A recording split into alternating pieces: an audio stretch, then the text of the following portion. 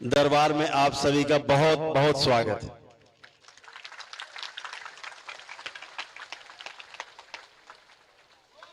बिहार की इस पवित्र भूमि पर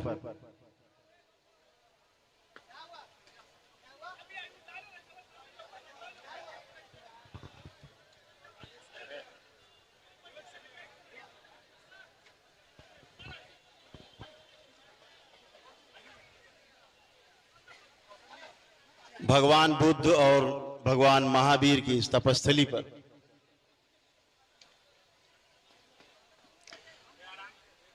दरबार सभी का बहुत बहुत स्वागत और अभिनंदन करता है। मंच पर उपस्थित,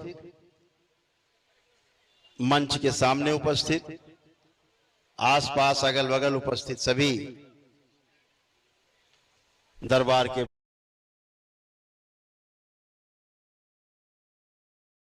भक्त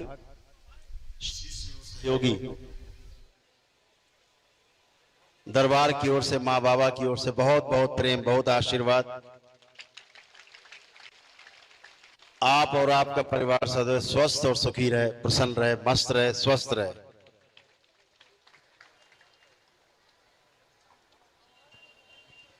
आज बिहार की धरती पर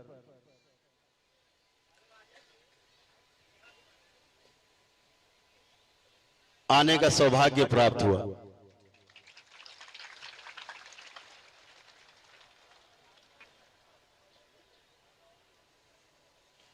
बाबा मां के निराले भक्त और शिष्य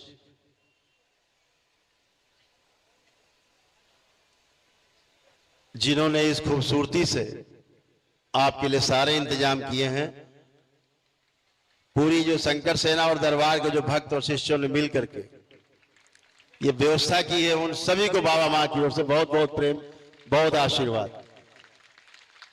ये मूर्तियां यहां दिख रही हैं, जिन्होंने बहुत सहयोग किया है, पूरा सहयोग करके दरबार को। विशाल जी कहां हैं? सब लोग, धर्मेंद्र जी अपने साथियों के साथ मिलकर के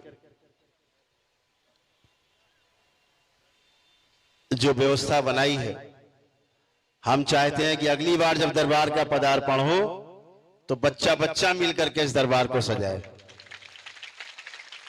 एक महारथी देखो, ये भी है, पहचान लो। बहुत बहुत धन्यवाद।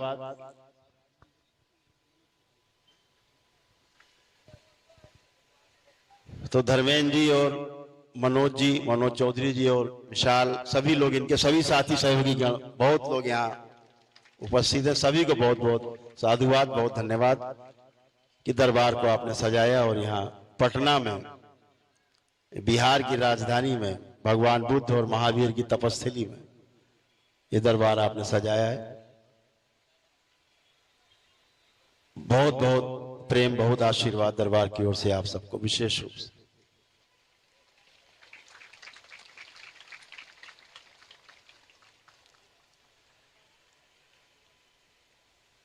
दरबार से जुड़े जितने भी भक्त हैं, शिष्य हैं बाबा मां के, सब जानते हैं दरबार की कार्यशैली क्या है, विधियां क्या हैं, दरबार की शक्तियां क्या हैं। समाज को संदेश देना चाहते हैं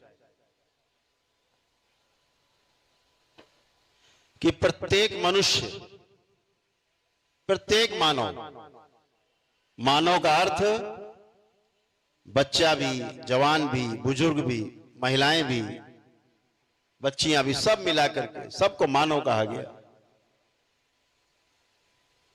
प्रत्येक मानव सुख की चाहना रखता है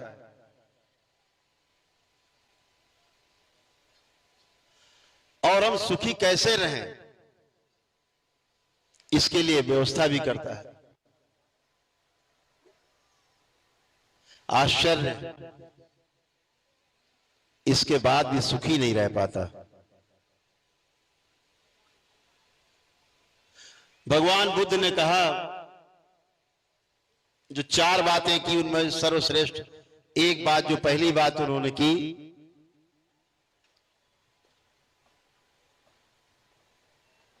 अपने शिष्यों से कहा कि पूरे संसार में प्रत्येक मानव में दुख है,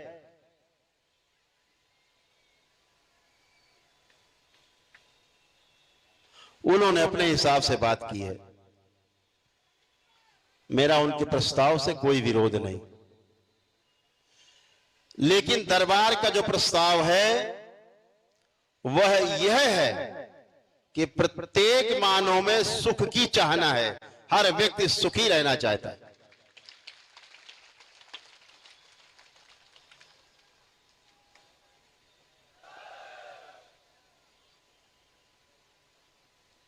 सुखी रहा कैसे जाए, उसके लिए हमारे महापुरुषों ने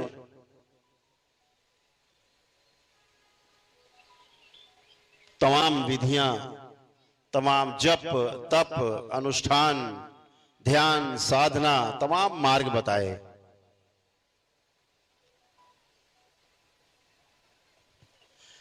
लेकिन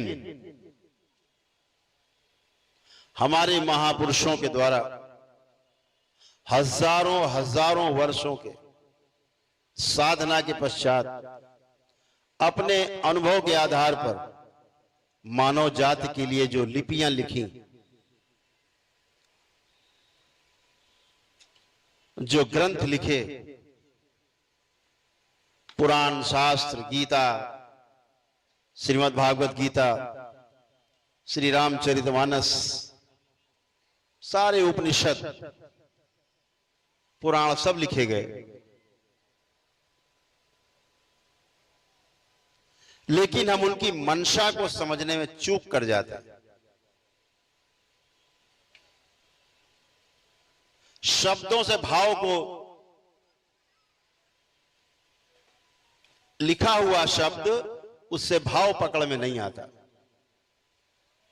बोले हुए शब्द का भाव पकड़ में आता है। लेकिन बोलने वाला और चला गया पुस्तक लिख के, अब केवल आप शब्द पकड़ लेते हो।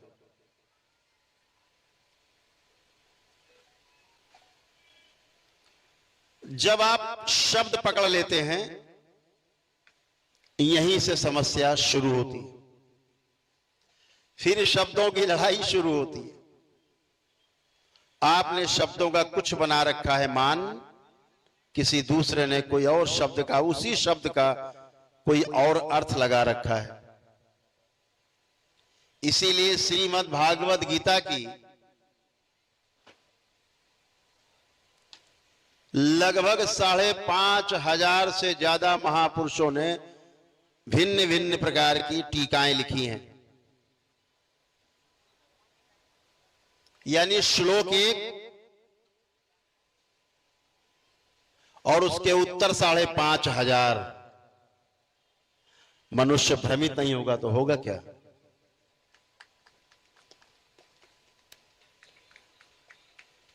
अपनी विद्वता के चक्कर में कुछ तथाकथित कलयुगी विद्वानों ने अर्थ का अनर्थ कर दिया है।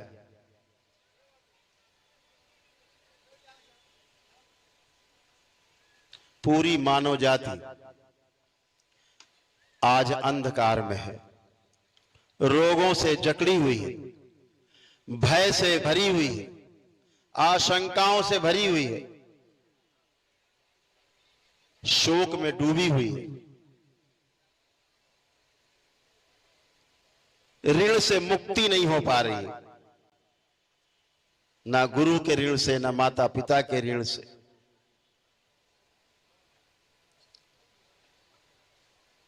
मुक्ति नहीं हो पा रही है। पितरों की मुक्ति भी उल्टे सीधे कर्मकांडों के कारण नहीं हो पा रही। उनकी स्मृतियां भी हमारे कुल में तैरती रहती हैं। उन स्मृतियों के कारण भी हम स्वस्थ नहीं रह पा रहे। हमारे पितरों की स्मृतियां स्वयं हमारी इस जन्म की और पिछले तमाम जन्मों की स्मृतियां जो स्टोर हैं हमारे चित्त में, हमारे कारण शरीर में, वो जीने नहीं देती। इसीलिए दरबार बार बार कहता है कि बिना पितृ की मुक्ति हुए और पितृ की मुक्ति के पश्चात पितरों की स्मृतियों से मुक्ति हुए बिना शारीरिक, मानसिक और आध्यात्मिक कष्ट नहीं जाने वाले चाहे जितने उपाय कर लीजिए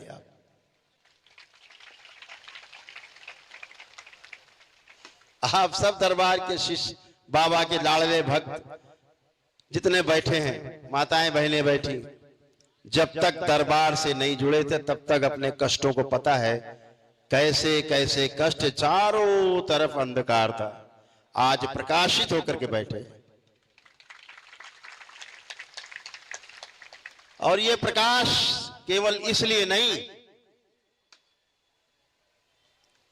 कि आपने केवल पितृ मुक्त की है, पितृ मुक्ति के साथ साथ पितरों की स्मृतियों की मुक्ति हुई, तमाम दोष नष्ट हुए, आपकी तमाम भूतकाल की स्मृतियां नष्ट हुई, दरबार से जुड़े आप स्वस्थ होने के बाद दरबार के साथ जुड़ करके, बाबा के साथ जुड़ करके, मां के साथ जुड़ करके कृतज्ञता स्वरूप उनकी शरण में सदा के लिए समर्पित हो गए। हजारों दीक्षित भक्त, माताएं बहनें यहां उपस्थित हैं। दीक्षा के पश्चात जब आपका जो जप और तप शुरू होता है, असली बात तो तब शुरू होती है, जीने का रास्ता तब दिखाई देता है। आपने अपने लिए तमाम रास्ते खोल लिए, सभी का आत्मविश्वास चरम पे रहता है, अरे जाओ कोई कष्ट आएगा तो क्या हुआ, मेरे मां और बाबा मेरे साथ हैं, कोई भय नहीं, ना भूत प्रेत का भय, ना रोगों से भय और उसके कष्टों से भय, ना समस्याओं से भय। क्यों? क्योंकि समाधान दिखता है। हमें पता है कि हम बाबा मां से केवल प्रार्थना करेंगे और जी लगा देंगे, इसी से हमारा काम हो जाएगा, किसी की आवश्यकता नहीं पड़ती।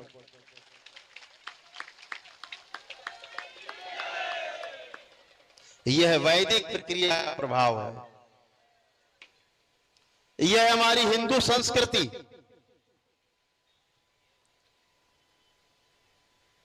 जो हमारे वैदिक विधि विधान पर चलती है, वेद के आधार पर चलती है, शास्त्रों के आधार पर चलती है।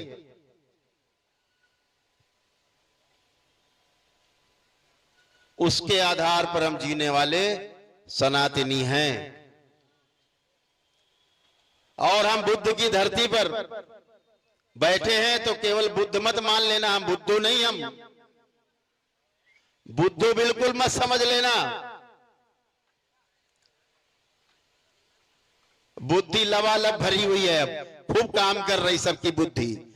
जब तक गंदगी थी बुद्धि काम नहीं करती थी, अब सबकी बुद्धि काम कर रही। अब आप बुद्ध होकर के बैठे हैं, बुद्ध की तरह होकर के बैठे हैं। क्यों?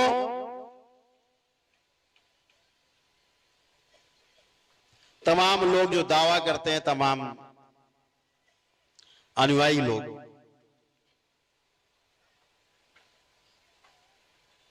बस नाम के अनुयायी रह गए,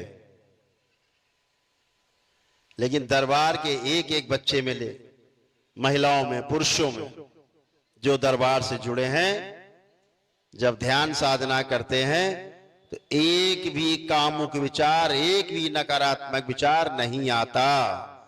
यह दरबार की शक्ति है।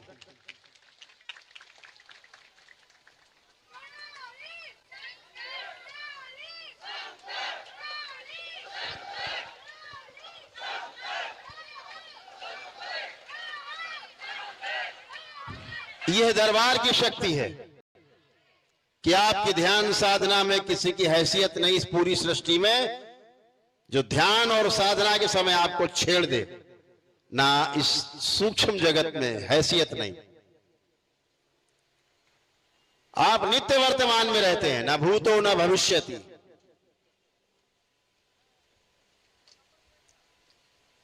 न भूतकाल में और न भविष्य में, वर्तमान में रहते हैं और वर्तमान में रहना ही ध्यान है, वर्तमान में रहने से ही आनंद है।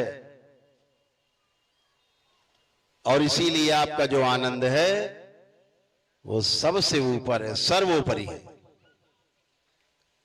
दरबार तमाम जब दरबार से जुड़ते हैं, मां और बाबा से जुड़ते हैं, तो तमाम गंदगी नष्ट होती है, अरबों खरबों नकारात्मक रोगी स्मृतियां नष्ट होती हैं, जन्मों जन्मों की नकारात्मक स्मृतियां नष्ट होती हैं। दरबार आपकी प्रार्थना और संकल्प पर क्षण में आपकी स्मृति को बदल देता है।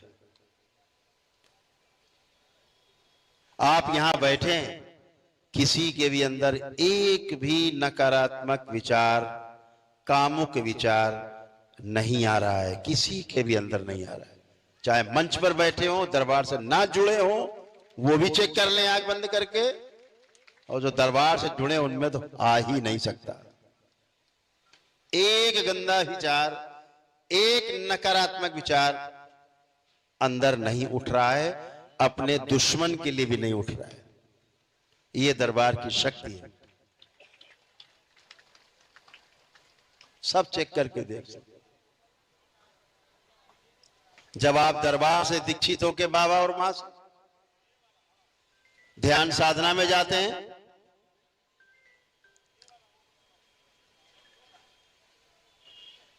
तो कोई भी नकारात्मकता आपको परेशान नहीं कर सकती। दरबार के कवच आपके चारों ओर लगे होते। अब तो दरबार ने तमाम व्यवस्था कर दी कि जो बीपीएल कार्ड धारक है,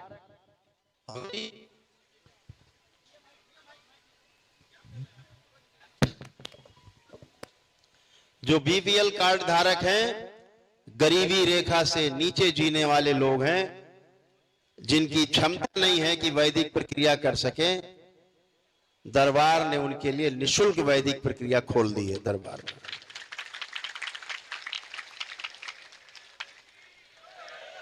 दरबार उनका सामूहिक एक दिवसीय अनुष्ठान कराता है।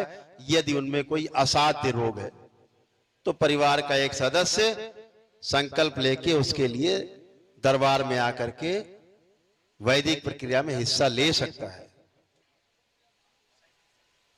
14 वर्ष से कम उम्र के बच्चे,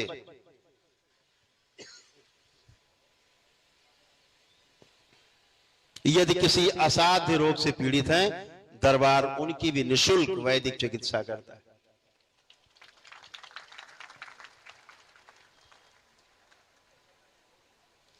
कैंसर के जो रोगी हैं, परिवार का कोई भी एक व्यक्ति आकर के दरबार के निःशुल्क वैदिक कार्यक्रम में हिस्सा ले सकता है और अपने परिवार के लिए शुभकामनाएं, शुभ इच्छाएं दरबार से बाबा और मां का आशीर्वाद प्राप्त कर सकता है और वैदिक ऊर्जा को अपने में महसूस कर सकता है। दरबार के पास हजारों बिफोर एंड आफ्टर के केसेज हैं ऑन रिकॉर्ड। जब आए थे तब कष्ट में रोगी थे, भयानक असाध्य रोगों से पीड़ित थे। आज कोई भी रोग नहीं, एकदम रोगों से, कष्टों से बाहर।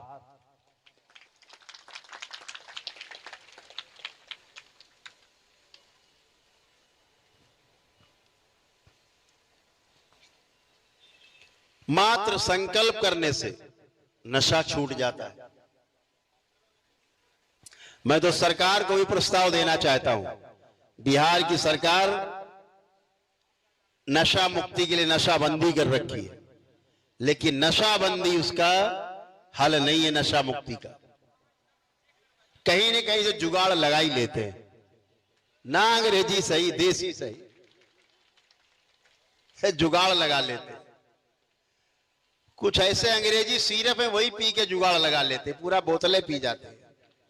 जो आप एक चम्मच पी के खांसी मिटा लेते हो, और पूरी बोतलें पी जाते, बोले नशा आ गया। कहां तक रोकेंगे? ये दरबार की शक्ति है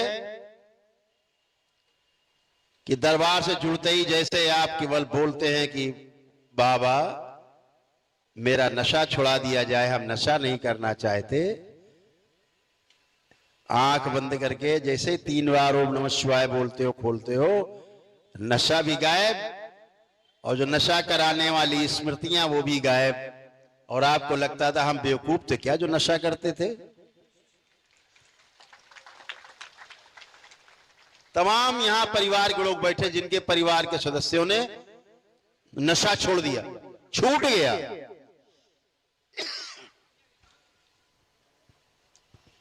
हाथ उठाएं परिवार के सदस्यों में किसके किसके में नशा छूटा है, हाथ उठाएं जिसके परिवार के सदस्यों में नशा छूट गया हो। निसंकोच उठाएं। कौन फोटो खींच रहा है तुम्हारी? बढ़िया, खूब खुश रहो।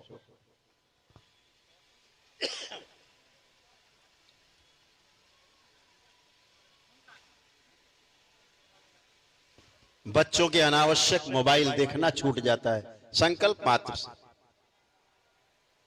मन नहीं है देखने का, बस मोबाइल उठाया, उलट पुलट रहे देख, लेकिन मोबाइल देखने का मन नहीं है। रात रात मोबाइल लैपटॉप चालू है, क्या क्या देख रहे हैं माता पिता को भी नहीं पता। सब गंदगी नष्ट हो जाती, कुछ बचता नहीं है। तमाम कुरीतियां हैं जिसके दरबार जिसके बारे में आपको आगाह करता है। इस सूक्ष्म जगत में बच्चियों के साथ बहुत गंदगी होती है, महिलाओं के साथ बहुत गंदगी। दरबार वो सब नष्ट करता है। मैं उनसे कहना चाहूंगा जो दरबार अभी तक नहीं आए हैं, एक मानसिक रोग होता है, उसको बोलते हैं सूडो प्रेगनेंसी, झूठा गर्भधारण। बच्ची अभी कुछ जानती भी नहीं है, लेकिन गर्भ में उसको लगता है उसके पेट में बच्चा है, पेट फूलता जाता है। माँ बाप जब देखते हैं तो कहते हैं कहां से मुंह काला करके आई,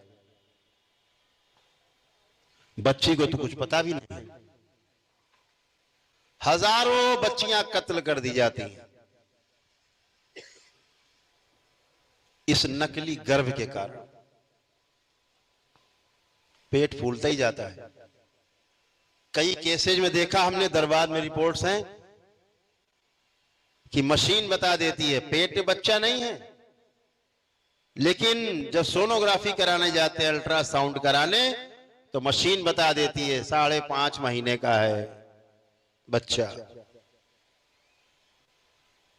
अब बच्ची परेशान है, बच्चे को यही नहीं पता हो क्या रहा है, बातें क्या हो रही हैं, उसे पता ही नहीं। आपको पता है सबको, दरबार ये सब चीजें 1 मिनट में समाप्त कर देता है सदा के लिए। और सामने देखते ही देखते पेट पिचक जाता है, अंदर चला जाता है। पुणे से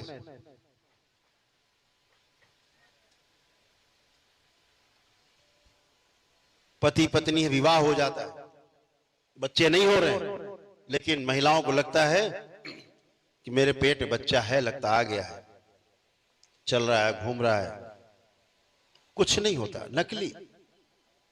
सूक्ष्म जगत बहुत प्रभावशाली, दैत्यों का प्रभाव स्थूल जगत में भी और सूक्ष्म जगत में सबसे भारी है। इन दैत्यों से बचना है। जो दरबार का भक्त हो गया, दैत्य उसका कुछ भी नहीं कर सकते, बाल बांका नहीं कर सकते।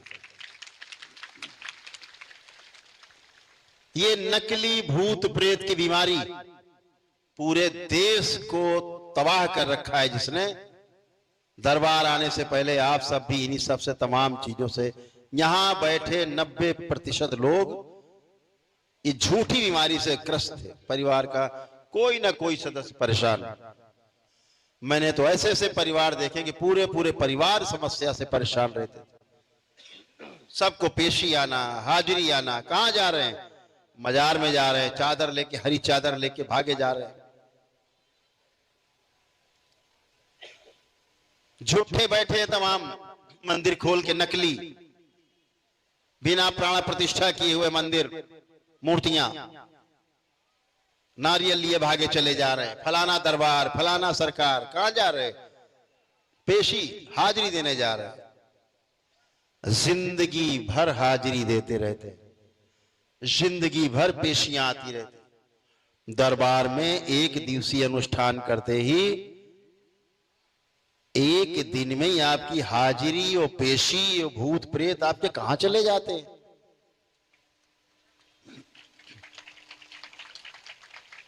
क्योंकि सब नकली, अपनी ही स्मृतियां, हमारा ही मस्तिष्क हमको बेवकूफ बनाता है। हमारी नकारात्मक रोगी स्मृतियां हमको बेवकूफ बनाती हैं। जो दरबार नहीं आ पाते, दरबार नहीं आ पाए, घर में ही केवल दरबार की वीडियो देख करके और प्रार्थनाओं संकल्प करते रहे, जो शनिवार मंगलवार को होता है दरबार द्वारा रात को 9 से 10 के बीच में, उसी से तमाम कष्ट और रोग कटने लगते हैं। ऐसे यहां तमाम लोग बैठे,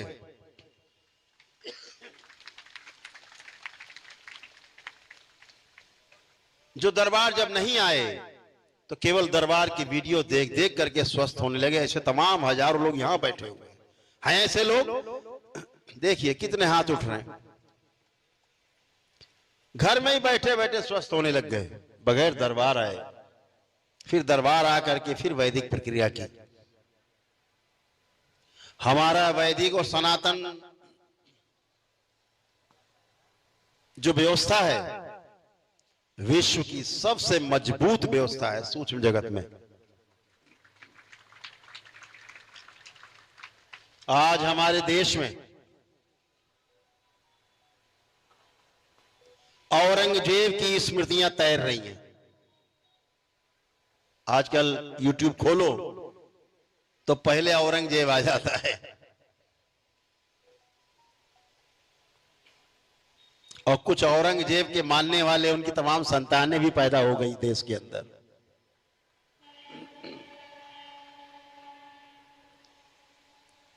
पूर्व काल में औरंगजेब संस्कृति को पुरस्कृत करने वाले, पालने वाले, संरक्षण देने वाले राजनेताओं के कारण आज औरंगजेब की स्मृतियां हवा में तैर रही हैं, नहीं तो ये दिखाई नहीं देती। बाबर की स्मृतियां, वो औरंगजेब की स्मृतियां, इस देश में ऐसा बिल्कुल भी नहीं चलेगा।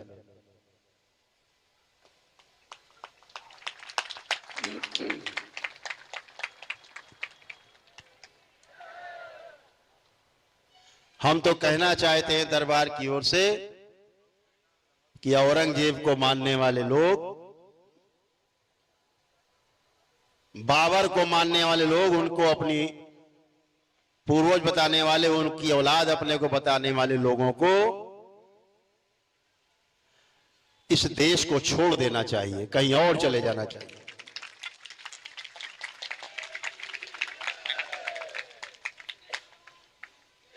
तमाम बाबर के देश हैं दुनिया में, मुल्क है, देखो क्या हालत है वहां। बाबर और औरंगजेब एक दूसरे को काट रहे हैं। वहां तो हिंदू है भी नहीं, इनकी संस्कृति है काटना। हमें बाबर औरंगजेब नहीं, हमें चंद्रशेखर आजाद जैसे लोग, भगत सिंह जैसे लोग, राजगुरु जैसे लोग और उनके साथी अशफाक उल्लाह जैसे लोग चाहिए, जो इस देश के कानून को माने, इस देश की माने और हिंदू संस्कृति की का सम्मान करें। ऐसे लोग चाहिए। ये गांधी का देश है, ये जिन्ना का देश नहीं। यहां बिल्कुल ये नहीं चलेगा। इस देश के अंदर हमारी हिंदू संस्कृति पौराणिक काल से है। जिसे पहले हम सनातन संस्कृति कहेंगे, उस सनातन संस्कृति में सभी आ जाते हैं। सनातन तो सदा से है। सनातन का अर्थ है पेड़ पौधे, जीव जंतु, मनुष्य, पहाड़ पर्वत, नदियां, आकाश, वायु, हवा, पानी, अग्नि, सब ये सब सनातन ही है, जो सदा से था, है और सदा बना रहेगा। यही सनातन है। इसकी रक्षा जो करे वो सनातनी है। तो हम सब सनातन संस्कृति के रखवाले सनातनी कहे जाते हैं। इस देश को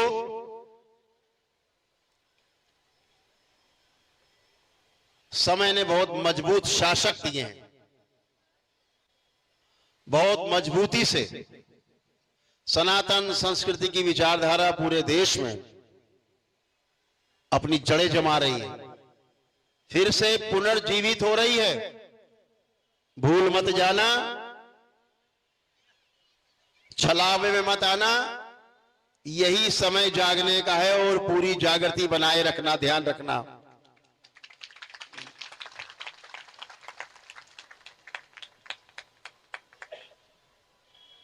इस सनातन संस्कृति की रक्षा के लिए हमारे तमाम महापुरुषों ने अपने घर बार छोड़े, सर्वस्व लुटा दिया। तो हमें उनकी सनातन की बताए हुए पथ पर चलना है, वो संस्कृति की रक्षा करना है। यह वैदिक प्रक्रिया करके वैदिक रूप से दरबार से जब आप जुड़ते हैं तो आपको उस सनातन संस्कृति का, उस वैदिक प्रवृत्ति का, वैदिक प्रकृति का और वैदिक प्रक्रिया का आप सभी को उसका प्रभाव पता है कि सारे कष्ट और संकट एक दिन में जाते हैं दरबार में। ये सबको पता है। ये हमारी वैदिक प्रक्रिया और हमारी वैदिक और सनातन संस्कृति।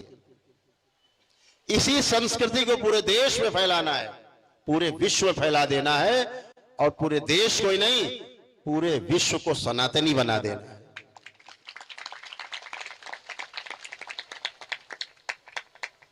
आज जो चिंगारी इस स्टेडियम में, इस विशाल पंडाल के नीचे हम देख पा रहे हैं, बिहार बहुत क्रांतिकारी प्रदेश है। भविष्य में ज्वाला बनने वाली है, ज्वालामुखी का रूप लेने वाली है, स्पष्ट दिखाई देता है।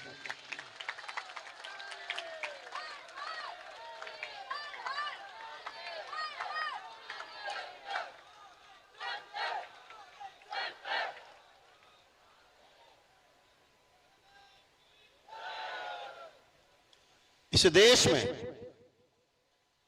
दो तरह के कानून चलाने की कोशिश होती है।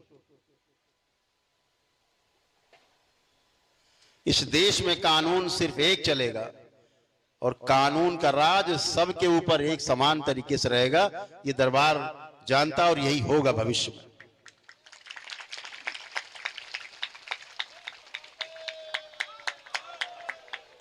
हमें अपनी बच्चियों की रक्षा करनी है। अविवाहित कुंवारी बच्चियों के साथ साथ परिवार की महिलाओं की भी सुरक्षा करनी है। इतिहास बताता है कि सबसे ज्यादा अत्याचार अगर किसी के साथ हुआ है तो महिलाओं और बच्चियों के साथ ही हुआ है। इन क्रूर आतताइयों ने इन्हीं पे सबसे ज्यादा आक्रमण किए हैं।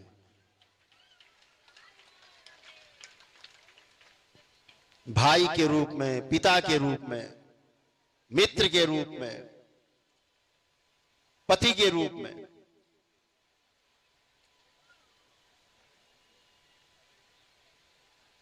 इस मात्र शक्ति की रक्षा करनी है, हर सूरत में रक्षा करनी है। चाहे कुछ भी हो जाए, कुछ भी खो जाए, कुछ भी लुट जाए, पर अपनी बहन बेटियों की इज्जत को बचाने के लिए प्राण भी न्योछावर करने पड़े तो कर देना है।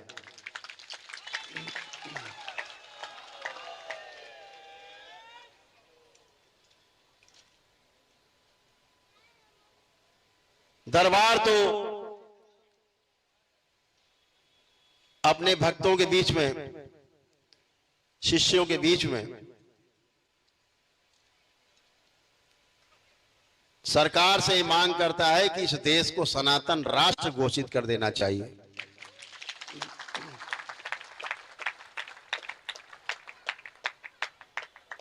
जिसको सनातन पर विश्वास हो वो इस देश में खूब आनंद से रह सकता है, और जिसे सनातन पर विश्वास ना हो आराम से देश छोड़ के वहां जरूर चला जाए जहां पर वो सुरक्षित दिखता हो कि सुरक्षित रह सकता है। एक तरफ बोलते भी रहेंगे इस देश में रहने से भय लगता है, और एक तरफ इनके खजाने में देखो, बैंक में तो हजारों करोड़ रुपया लूट के जमा है। एक से एक महारथी दिखेंगे देश के अंदर। केवल राजनीतिक रूप से उद्घोषणा ठीक नहीं। एक अभियान चला इस देश में, जिनको मेडल मिले थे, मेडल वापसी का एक अभियान चलाया गया दबाव बनाने के लिए सनातनियों पे। टाए टाए फिस।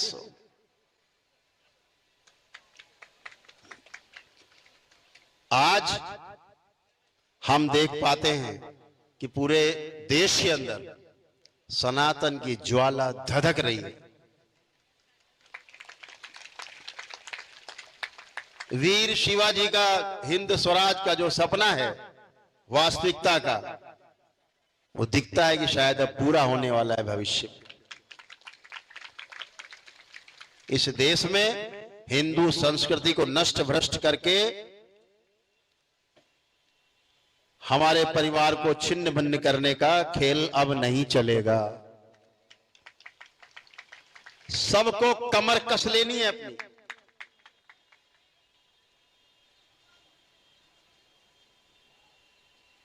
हमें अपनी संस्कृति से समझौता नहीं करना है। और ध्यान रहे, आपने अपनी संस्कृति से प्रेम किया है, तमाम वैदिक प्रक्रिया, वैदिक अनुष्ठान से आप गुजरे हैं, तो आप स्वस्थ होके, आनंदित होकर इस पंडाल के नीचे सुरक्षित होकर के बैठे।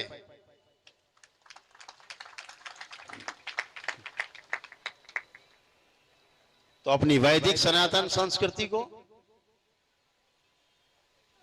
सर्वोपरि रखना है।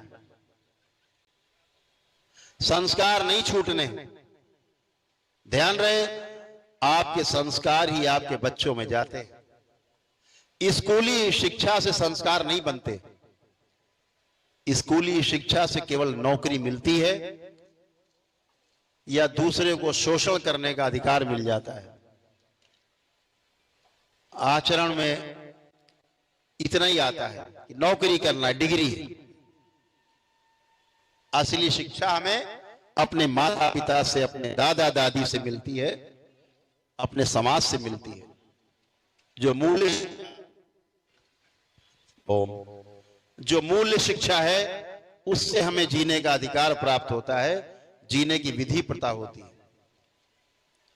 दरबार के साथ जुड़ करके आपने वैदिक महत्व को जाना, अपनी संस्कृति का महत्व समझा, तो हमें इस संस्कृति की रक्षा के लिए एक रहना है कि नहीं रहना, हाथ उठा के बता सकते। एक रहना है। इस वैदिक सनातन संस्कृति की रक्षा के लिए हमें, किसी संत ने हमारे कहा था उत्तर प्रदेश से कि बटोगे तो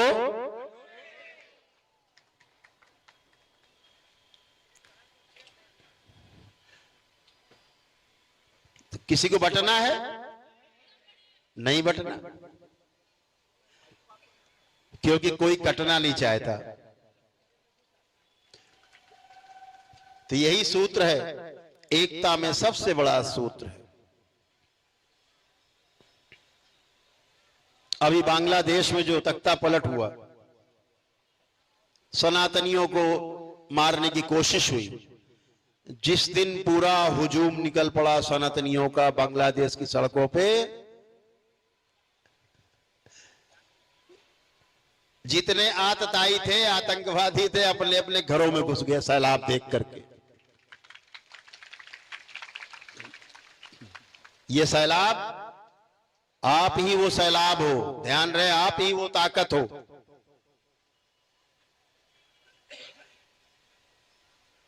अपने आचरण सही रखना है।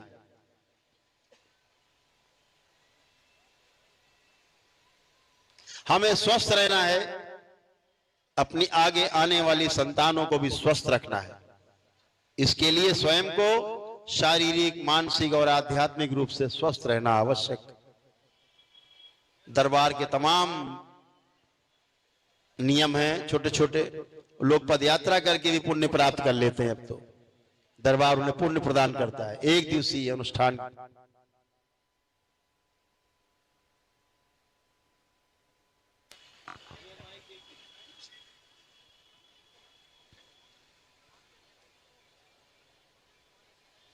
मां की तस्वीर लगी है इधर, मेरे बाएं भी और मेरे दाएं भी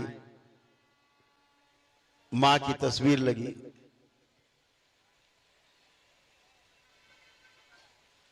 उनका एक छोटा सा बेटा पुत्र चरणों में बैठा है।